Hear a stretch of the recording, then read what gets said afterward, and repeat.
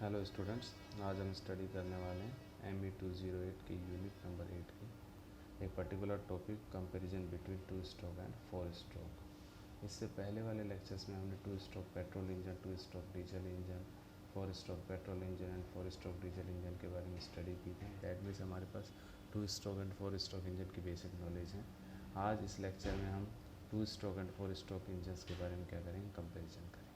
Okay, आपको पता है इंजन क्या करता है। इंजन केमिकल एनर्जी और फ्यूल एनर्जी को किस में कन्वर्ट करता है, वर्क में कन्वर्ट करता है। फ्यूल एनर्जी को वर्क में कन्वर्ट करने के लिए इंजन में बेसिक प्रोसेस की रिक्वायरमेंट होती है। जो 5 बेसिक प्रोसेस इंजन की, वो जब तक कंप्लीट नहीं होंगी तब तक फ्यूल एनर्जी वर्क में कन्वर्ट नहीं होगी। कौन कौन से 5 बेसिक प्रोसेस हैं इंजन की? Like suction, compression, combustion, expansion and exhaust. Okay, that means engine की जो साइकिल की हम बात कर रहे हैं, इंजन साइकिल की जो बात करते हैं, उसका मतलब इन 5 प्रोसेस है। सक्शन से आपका स्टार्ट होगा साइकिल, सक्शन होगा, देन कंप्रेशन होगा, देन कंबशन होगा, देन एक्सपेंशन होगा, देन एग्जॉस्ट होगा। एग्जॉस्ट पे जाके साइकिल क्या हो जाता है, पूरा हो जाता है। तो सक्शन से स्टार्ट होता है और एग्जॉस्ट पे एंड हो जाता है। देन नेक्स्ट साइकिल जब स्टार्ट होगा तो एग्जॉस्ट के बाद वापस से क्या आएगा, सक्शन आएगा। दैट मीन्स इंजन साइकिल का मतलब है 5 बेसिक प्रोसेस कंप्लीट हो गए। इंजन साइकिल कंप्लीट होने का मतलब ये है। ओके, तो जो फर्स्ट आस्पेक्ट है जिसके बेसिस पे दोनों में डिफरेंस फाइंड आउट किया गया, कंप्लीशन ऑफ साइकिल। तो यदि इंजन के अंदर जो ये 5 बेसिक प्रोसेस हैं और जो इंजन का साइकिल है, यदि 4 स्ट्रोक ऑफ पिस्टन में कंप्लीट होता है तो उसको बोला जाता है 4 stroke engine. Okay, 4 stroke of piston, that means piston 4 times TDC to BDC movement करेगा। ओके, पिस्टन जब 1 time TDC to BDC move करता है तो क्रैंक हाफ रोटेट करती है। That means crank 10 to 180 rotate करती है। देन वापस 182 रोटेट करेगा तो क्रैंक जो पिस्टन है वापस से TDC टू BDC मूव करेगा। दैट मीन्स जो क्रैंक का 1 रोटेशन है उसमें 2 स्ट्रोक कंप्लीट होते हैं पिस्टन के। इंजन क्या है आपका, 4 स्ट्रोक। दैट मीन्स क्रैंक के कितने रिवोल्यूशन लगेंगे साइकिल कंप्लीट होने में, इंजन साइकिल कंप्लीट होने में? 2 revolution. That means 4 stroke engine में पिस्टन के 4 स्ट्रोक लगते हैं और क्रैंक के 2 रिवोल्यूशन लगते हैं इंजन साइकिल कंप्लीट होने में। ओके, इसी तरह से 2 स्ट्रोक की हम बात करें तो 2 स्ट्रोक में जो ये 5 बेसिक प्रोसेस और जो इंजन साइकिल है वो पिस्टन के 2 मूवमेंट्स में क्या हो जाता है, कंप्लीट हो जाता है, और क्रैंक के 1 रिवोल्यूशन में कंप्लीट हो जाता है। ठीक है, नेक्स्ट चलते हैं।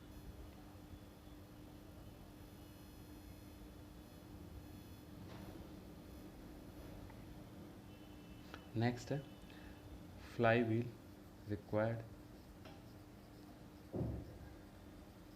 Fly wheel required. Okay, fly wheel क्यों रिक्वायर्ड होता है, आप ये थ्योरी ऑफ मशीन में पढ़ेंगे। जहाँ पे भी यूनिफॉर्मली पावर आउटपुट नहीं मिल रहा है और यूनिफॉर्म टॉर्क नहीं मिलता है, वहाँ पे हम क्या यूज़ करते हैं, फ्लाई व्हील यूज़ करते हैं। इंजन के केस में हम देखें तो 4 स्ट्रोक इंजन की हम बात करें तो 4 स्ट्रोक इंजन में क्या होता है कि जो 3 प्रोसेस होते हैं, सक्शन, कंप्रेशन एंड एग्जॉस्ट, इन तीनों में हमें क्या करना पड़ता है, वर्क इनपुट देना पड़ता है। केवल हमें पावर कौन से प्रोसेस में मिलती है, एक्सपेंशन प्रोसेस में मिलती है। दैट मीन्स पावर आउटपुट केवल 1 प्रोसेस में मिल रही है, रिमेनिंग 3 जो प्रोसेस उसमें हमें वर्क इनपुट देना पड़ रहा है। दैट मीन्स सभी जो प्रोसेस हैं उनमें पावर आउटपुट नहीं मिल रहा है, केवल एक ही प्रोसेस में पावर आउटपुट मिल रहा है। रिमेनिंग प्रोसेस में क्या करना पड़ रहा है, हमें पावर इनपुट देना पड़ रहा है। दैट मीन्स यहाँ पे जो पावर है वो यूनिफॉर्मली प्रोड्यूस नहीं हो रही, यूनिफॉर्मली आउटपुट नहीं मिल रहा है हमें पावर का। तो इस तरह का जो पावर आउटपुट होता है उसको बोला जाता है नॉन यूनिफॉर्म पावर आउटपुट, और जो टॉर्क प्रोड्यूस होता है उसको बोला जाता है नॉन यूनिफॉर्म टॉर्क। ओके, तो जहाँ पे भी नॉन यूनिफॉर्म पावर आउटपुट होगा या टॉर्क होगा, वहाँ पे हम क्या यूज़ करते हैं, फ्लाई व्हील यूज़ करते हैं। क्यों यूज़ करते हैं, जिस स्ट्रोक में हमें पावर मिलती है उस स्ट्रोक में से कुछ पावर क्या होती है, फ्लाई व्हील में हम क्या कर देते हैं, स्टोर कर देते हैं। जो रिमेनिंग रिक्वायर्ड पावर है जो इंजन को चलाने के लिए चाहिए वो तो इंजन चलाने में खर्च हो ही जाएगी, लेकिन जो एक्स्ट्रा पावर प्रोड्यूस होती है उस स्ट्रोक में वो हम क्या है इसमें ऐड कर देते हैं, कहाँ स्टोर कर देते हैं, फ्लाई व्हील में। वो फ्लाई व्हील में जो स्टोर्ड पावर है वो सक्शन प्रोसेस, कंप्रेशन प्रोसेस और एग्जॉस्ट प्रोसेस में क्या होती है, fly wheel to piston supply होती है। दैट मीन्स उसको वापस से हम क्या करते हैं, नेक्स्ट जब साइकिल होगा उसमें सक्शन होगा, एग्जॉस्ट होगा, कंप्रेशन होगा, उन प्रोसेस में वो स्टोर्ड पावर क्या होती है, यूज होती है और वर्क इनपुट हम देते हैं। ठीक है, तो फ्लाई व्हील का काम क्या हो गया, जो एक्स्ट्रा पावर है उसको स्टोर करना और जब उस पावर की रिक्वायरमेंट है तो उस पावर को क्या करना, इंजन को सप्लाई करना, यही फ्लाई व्हील का काम। और ये कहाँ पे यूज होता है, जहाँ पे नॉन यूनिफॉर्म टॉर्क प्रोड्यूस होता है और नॉन यूनिफॉर्म पावर प्रोड्यूस होती है। ओके, तो 4 स्ट्रोक इंजन की हम बात करें तो 4 स्ट्रोक इंजन में टोटल 4 स्ट्रोक होते हैं और उनमें से एक स्ट्रोक के अंदर तो पावर मिलती है और रिमेनिंग 3 स्ट्रोक में हमें पावर देनी पड़ती है। ओके, तो यहाँ दैट मीन्स 3 स्ट्रोक में हमें पावर देनी पड़ रही है, तो फ्लाई व्हील के अंदर ज़्यादा पावर हमको क्या करनी पड़ेगी, स्टोर करनी पड़ेगी। और फ्लाई व्हील के अंदर ज़्यादा पावर स्टोर करनी पड़ेगी तो फ्लाई व्हील का साइज़ हमें क्या करना पड़ेगा, बड़ा करना पड़ेगा। दैट मीन्स 4 स्ट्रोक इंजन में फ्लाई व्हील का साइज़ क्या होता है, लार्ज होता है। 2 स्ट्रोक इंजन में क्योंकि 2 ही स्ट्रोक होते हैं, एक स्ट्रोक में पावर मिलती है, एक स्ट्रोक में पावर इनपुट देनी पड़ती है। तो यहाँ पे पावर इनपुट केवल एक ही स्ट्रोक में देनी पड़ रही है, तो यहाँ पे जो फ्लाई व्हील का साइज़ होगा क्या होगा, 4 स्ट्रोक के कंपैरिजन में क्या होगा, स्मॉल होगा। ओके, तो 4 स्ट्रोक इंजन में लार्ज फ्लाई व्हील यूज किया जाता है as compare to 2 stroke engine. Next third point है power produced for same size of engine. That means जो 2 स्ट्रोक इंजन है और जो 4 स्ट्रोक इंजन है वो सेम साइज़ के हैं। ओके, अब कौन सा इंजन ज़्यादा पावर प्रोड्यूस करेगा, आप देख सकते हैं कि जो 4 स्ट्रोक इंजन होता है उसमें टोटल जो 2 क्रैंक रिवॉल्यूशन होते हैं और जो 4 स्ट्रोक ऑफ पिस्टन होते हैं उसमें से केवल एक ही स्ट्रोक के अंदर आपको क्या मिलती है, पावर मिलती है। और कैसे ये कह सकते हैं कि 4 स्ट्रोक ऑफ पिस्टन में से एक स्ट्रोक में हमको पावर मिलती है, रिमेनिंग 3 में हमें पावर नहीं मिलती है। और ये भी कह सकते हैं कि जो क्रैंक के 2 रिवॉल्यूशन है उसमें से एक रिवॉल्यूशन के अंदर पावर मिलती है, दूसरे के अंदर हमें पावर नहीं मिलती। लेकिन वहीं हम देखें 2 स्ट्रोक में तो पर रोटेशन ऑफ क्रैंक हमको पावर मिलती है और साथ में कहें कि स्ट्रोक के रेस्पेक्ट में कहें तो 2 स्ट्रोक में से एक स्ट्रोक में हमें क्या मिलती है, पावर आउटपुट मिलती है। ओके, तो अब यहाँ देखिए again because of 1 power stroke for 2 revolution power produce for same size of engine is small और for same power the engine is heavy and bulky. तो 4 स्ट्रोक इंजन में आपको पता है कि 4 स्ट्रोक में से केवल 1 स्ट्रोक में ही पावर मिलेगी और 2 रिवॉल्यूशन ऑफ क्रैंक में से 1 रिवॉल्यूशन ऑफ क्रैंक में ही पावर मिलेगी।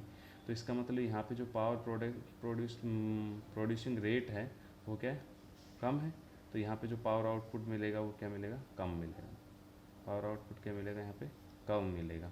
2 स्ट्रोक इंजन में 2 स्ट्रोक में से एक स्ट्रोक के अंदर पावर प्रोड्यूस हो रही है, एक के अंदर नहीं हो रही है और सभी क्रैंक रिवॉल्यूशंस में क्या हो रही है, आपको पावर मिल रही है। मतलब एक क्रैंक रिवॉल्यूशन हो रहा है उसमें ही पावर आपको मिल जा रही है। तो यहाँ पे जो पावर प्रोड्यूस हो रही है वो ज़्यादा हो रही है। तो 2 स्ट्रोक इंजन में ज़्यादा पावर प्रोड्यूस होती है 4 स्ट्रोक इंजन के कंपैरिजन में। ठीक है, या हम कहें कि सेम पावर प्रोड्यूस करने के लिए जो 4 स्ट्रोक इंजन उसका साइज़ क्या करना पड़ेगा, बड़ा करना पड़ेगा। क्यों करना पड़ेगा, क्योंकि सेम साइज़ का यदि 2 स्ट्रोक और 4 स्ट्रोक इंजन है तो 2 स्ट्रोक इंजन में ज़्यादा पावर प्रोड्यूस हो रही है as compare to 4 stroke engine. क्यों, क्योंकि वहाँ पे 2 स्ट्रोक में से एक स्ट्रोक में क्या मिल रही है, आपको पावर मिल रही है और 4 स्ट्रोक में क्या हो रही है, 4 स्ट्रोक में से एक स्ट्रोक में आपको पावर मिल रही है। इसलिए जो 2 स्ट्रोक इंजन है उसमें पावर ज़्यादा प्रोड्यूस होगी एज़ कम्पेयर टू 4 स्ट्रोक।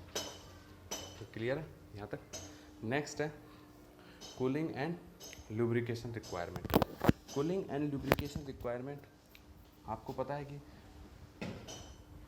जो 4 स्ट्रोक इंजन है उसमें 4 स्ट्रोक में 1 टाइम पावर मिल रही है और कह सकते हैं 4 स्ट्रोक में 1 टाइम क्या हो रहा है, कंबशन हो रहा है। वही 2 स्ट्रोक इंजन की बात करें, 2 स्ट्रोक में 1 टाइम क्या हो रहा है, कंबशन हो रहा है। ओके, तो कूलिंग की रिक्वायरमेंट कहाँ होगी, 4 स्ट्रोक में 4 स्ट्रोक हैं उसमें से एक स्ट्रोक के अंदर क्या हो रहा है, कंबशन हो रहा है। वहीं 2 स्ट्रोक में 2 स्ट्रोक के अंदर एक बार कंबशन हो जा रहा है। तो इसका मतलब ज़्यादा हीट कहाँ प्रोड्यूस होगी, 2 स्ट्रोक में ज़्यादा प्रोड्यूस होगी। तो कूलिंग की रिक्वायरमेंट कहाँ पे ज़्यादा होगी, 2 स्ट्रोक में। और वियर एंड टीयर भी कहाँ पे ज़्यादा होगा, 2 स्ट्रोक में। यहाँ लिखा हुआ है because of 1 power stroke in 2 revolution lesser cooling and lubrication required, lesser rate of wear and tear. Because of 1 power stroke is in 1 revolution, greater cooling and lubrication requirement, great rate of wear and tear. Okay, next है valve and valve mechanism। जो 4 stroke engine होता है उसमें well mechanism लगी होती है और valves लगे होते हैं, इनलेट एंड एग्जॉस्ट वाल्व लगे होते हैं। वहीं हम 2 स्ट्रोक इंजन की बात करें तो 2 स्ट्रोक में इनलेट एंड आउटलेट क्या लगे होते हैं, पोर्ट लगे होते हैं। Inlet port and exhaust port लगे होते हैं। तो वहाँ पे पोर्ट होते हैं, वहाँ पे वॉल्व नहीं होते, ठीक है। तो 2 स्ट्रोक इंजन में कॉम्प्लिकेशंस कम है वॉल के रेस्पेक्ट में देखें तो, क्योंकि यहाँ पे 4 स्ट्रोक इंजन में क्या है, वॉल मैकेनिज्म लगानी पड़ती है वॉल को ऑपरेट करने के। वहीं जब हम 2 स्ट्रोक में देखें तो वहाँ पे केवल पोर्ट है, तो वहाँ पे वॉल मैकेनिज्म की रिक्वायरमेंट नहीं है। नेक्स्ट है इनिशियल कॉस्ट आप देखें, because of heavy weight and complication of valve mechanism higher is the initial rate. और इन 2 स्ट्रोक में देखें तो because of light weight and simplicity due to the absence of valve mechanism cheaper in initial rate. Okay, तो weight ज़्यादा होगा 4 stroke का और वॉल मैकेनिज्म भी है, तो इसलिए ज़्यादा कॉस्ट लगती है इनिशियल। वहीं 2 स्ट्रोक में हम देखें तो लाइट वेट होते हैं और वहाँ पे वॉल मैकेनिज्म भी नहीं होती है, तो इसलिए वो क्या होते हैं, चीपर होते हैं। Volumetric efficiency more due to more time of induction. 2 stroke में देते हो volumetric efficiency less due to lesser time for induction. अब इस चीज़ को समझने की ज़रूरत है, तो यहाँ से हम देखते हैं जो 4 स्ट्रोक इंजन होता है उसमें जब सक्शन होगा तब पिस्टन कहाँ से कहाँ मूव करता है, TDC टू BDC। तो फुल स्ट्रोक जो TDC टू BDC जब पिस्टन मूव करेगा तो इस ड्यूरेशन में इनलेट वॉल ओपन होगा और सक्शन प्रोसेस कंप्लीट होगा और एयर क्या करेगी और चार्ज क्या करेगा, इन करेगा इनसाइड द सिलेंडर। वहीं हम जब 2 स्ट्रोक की बात करें तो जो चार्ज एंटर करता है वो फुल स्ट्रोक के अंदर एंटर नहीं करता है। जब पिस्टन आपका इस लेवल से नीचे आएगा तब इनलेट पोर्ट क्या होता है, ओपन होता है। वहीं जब हम 4 स्ट्रोक की बात करें तो कहाँ पे हो जाता है, TDC पे ही ओपन हो जाता है। ओके, और फिर TDC टू BDC आता है पिस्टन। 4 स्ट्रोक में इनलेट वॉल ओपन रहता है और चार्ज इन होता है। वहीं 2 स्ट्रोक की बात करें तो यहाँ पे जाके तो पहले हाफ स्ट्रोक के अंदर तो जाके आपका इनलेट पोर्ट ओपन होगा, देन पिस्टन कहाँ आएगा, BDC पे आएगा, और जैसे ही पिस्टन वापस BDC से अपवर्ड मूव करेगा इनलेट वॉल क्या हो जाएगा, क्लोज हो जाएगा। ओके, तो यहाँ पे जो टाइम है चार्ज को अंदर आने का, सिलेंडर के अंदर आने के लिए जो टाइम मिला है वो 4 स्ट्रोक में क्या मिलता है, ज़्यादा मिलता है एज़ कम्पेयर टू 2 स्ट्रोक। इसलिए वॉल्यूमेट्रिक एफिशिएंसी किसकी ज़्यादा होगी, 4 स्ट्रोक की ज़्यादा होगी as compare to 2 stroke. Next है thermal and part load efficiency. Thermal efficiency higher, part load efficiency better than 2 stroke cycle engine. Thermal efficiency lower, part load efficiency lesser than 4 stroke cycle engine. Okay, thermal efficiency 4 stroke engine में इसलिए ज़्यादा होती है as compare to 2 stroke, क्योंकि 2 stroke engine में क्या होता है, जब इनलेट यहाँ से आप इनलेट पोर्ट से चार्ज अंदर जाता है तो कुछ चार्ज एग्जॉस्ट पोर्ट, क्योंकि इसके जस्ट फ्रंट में ही आपका क्या होता है, एग्जॉस्ट पोर्ट होता है, तो कुछ चार्ज क्या होता है ना चाहते हुए भी कहाँ निकल जाता है, एग्जॉस्ट पोर्ट से क्या निकल जाता है, बाहर निकल जाता है। तो यहाँ पे क्या हो जाता है, चार्ज का लॉस हो जाता है, फ्यूल का लॉस हो जाता है, इसलिए पावर आउटपुट क्या मिलता है, हमें कम मिलता है। ओके, सेम फ्यूल के लिए। ओके, तो यहाँ पे जो होता है 2 स्ट्रोक की एफिशिएंसी 4 स्ट्रोक के कंपैरिजन में क्या होती है, लो होती है। और दूसरा ये होता है कि जो आपका 4 स्ट्रोक इंजन होता है उसमें कंप्लीट एक्सपेंशन होता है TDC टू BDC, लेकिन यहाँ पे एक्सपेंशन कंप्लीट नहीं होता, अप्रोक्स हाफ स्ट्रोक तक एक्सपेंशन होता है, देन एग्जॉस्ट प्रोसेस क्या हो जाता है, स्टार्ट हो जाता है, क्योंकि एग्जॉस्ट पोर्ट क्या हो जाता है, ओपन हो जाता है। तो ये 2 रीज़न है जिसकी वजह से 2 स्ट्रोक इंजन की एफिशिएंसी 4 स्ट्रोक इंजन की थर्मल एफिशिएंसी के कंपैरिजन में क्या होती है, कम होती है। तो 2 स्ट्रोक इंजन की एफिशिएंसी कम होगी, 4 स्ट्रोक की क्या होगी, ज़्यादा होगी। एप्लीकेशंस के बारे में बात करें तो ये यहाँ कहाँ पे यूज होगा, जहाँ पे एफिशिएंसी इंपॉर्टेंट है, जहाँ पे हमको माइलेज चाहिए, एफिशिएंसी अच्छी चाहिए, वहाँ पे हम 4 स्ट्रोक इंजन यूज़ करते हैं, like cars, buses, trucks, tractors, industrial engines, aeroplanes, power generation etcetera. 2 stroke engine वहाँ पे यूज़ करते हैं जहाँ पे या तो हमें लाइट वेट चाहिए या पावर आउटपुट ज़्यादा रिक्वायर है, वहाँ पे हम 2 स्ट्रोक इंजन यूज करते हैं। In 2 stroke petrol engine some fuel is exhausted during scavenging. Okay, तो ऊपर वाले का रीजन था यूज़ कहाँ कहाँ करते हैं, जहाँ पे लो कॉस्ट, आप compactness and light weight important. तो 4 स्ट्रोक कहाँ यूज़ कर देंगे, जहाँ पे एफिशिएंसी इंपॉर्टेंट, और 2 स्ट्रोक कहाँ यूज़ करेंगे, जहाँ पे लो कॉस्ट है रिक्वायर्ड है, जहाँ पे कॉम्पैक्टनेस आप रिक्वायर्ड है या लाइट वेट, ये सब चीज़ें इंपॉर्टेंट, वहाँ पे क्या यूज करेंगे, to stroke engine. Two stroke petrol engine use in very small size only, lawn mower, scooter, motorcycle, okay. Lubricant oil mixed with petrol, okay. तो टू स्ट्रोक इंजन में क्या करते हैं, जो लुब्रिकेशन करने का जो तरीका है उसमें क्या करते हैं हम, लुब्रिकेटिंग जो ऑयल होता है वो पेट्रोल के अंदर ही क्या कर देते हैं, मिक्स कर देते हैं, okay. To stroke diesel engine used in very large size more than 60 centimeter bore for ship propulsion because of low weight and compactness।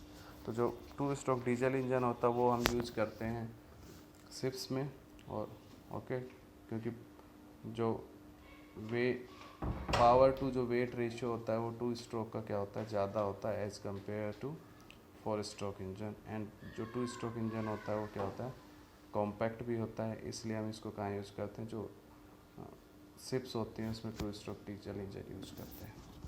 और जो two stroke petrol engine use करते हैं वो जो आपके स्कूटर बाइक्स होते हैं उनमें यूज़ करते हैं, ओके। और थर्मल एफिशिएंसी का मैंने बता दिया कि थर्मल एफिशिएंसी फोर स्ट्रोक की ज़्यादा होती है, टू स्ट्रोक की कम होती है। क्यों होती है, क्योंकि कुछ तो स्क्वेंजिंग जो नीचे दिया है, in two stroke petrol engine some fuel is exhaust during scavenging operation. तो स्क्वेंजिंग क्यों, स्क्वेंजिंग क्या है कि आपकी जो इनलैंड न्यू चार्ज आया है जो सिलेंडर के अंदर, वो एग्जॉस्ट गैसेज को क्या करेगा, पुश आउट करेगा बाहर, तो उसमें कुछ चार्ज क्या हो जाता है उसके साथ चला जाता है, तो इसलिए वहाँ पे कुछ चार्ज का क्या हो जाता है, लॉस हो जाता है। इसलिए भी टू स्ट्रोक इंजन की thermal efficiency four stroke engine के क्या होती है, कंपेरिजन में कम होती है। और दूसरा मैंने बताया कि जो एक्सपेंशन होता है वो कंप्लीट नहीं होता है टू स्ट्रोक में, हाफ स्ट्रोक के अप्रोक्स ही एक्सपेंशन होता है, देन क्या हो जाता है, एग्जॉस्ट पोर्ट ओपन हो जाता है और गैसेज क्या हो जाती है, एग्जॉस्ट हो जाती है। इसलिए आपकी टू स्ट्रोक की एफिशिएंसी क्या होती है, कम होती है। और to stroke petrol engine light vehicles में यूज़ करते हैं, to stroke diesel engine ships में यूज़ करते हैं। रीजन क्या है यूज़ करने का, कि कॉम्पैक्ट है, लाइट वेट होते हैं, ठीक है, और लो कॉस्ट होते हैं। लो कॉस्ट क्यों होते हैं, क्योंकि कोई वॉल मैकेनिज्म नहीं होती है इसके इनके अंदर, ठीक है, और इनका वेट भी क्या होता है, कम होता है, इसलिए कम मटेरियल की रिक्वायरमेंट पड़ती है, इसलिए यहाँ पे कॉस्ट इफेक्टिव होता है। वहीं फोर स्ट्रोक कहाँ यूज़ करते हैं, जहाँ एफिशिएंसी रिक्वायर्ड है वहाँ पे फोर स्ट्रोक इंजन यूज करते हैं, ओके। तो ये थे आज to stroke engine and four stroke engine के बीच में कंपैरिजन, ओके। Thank you.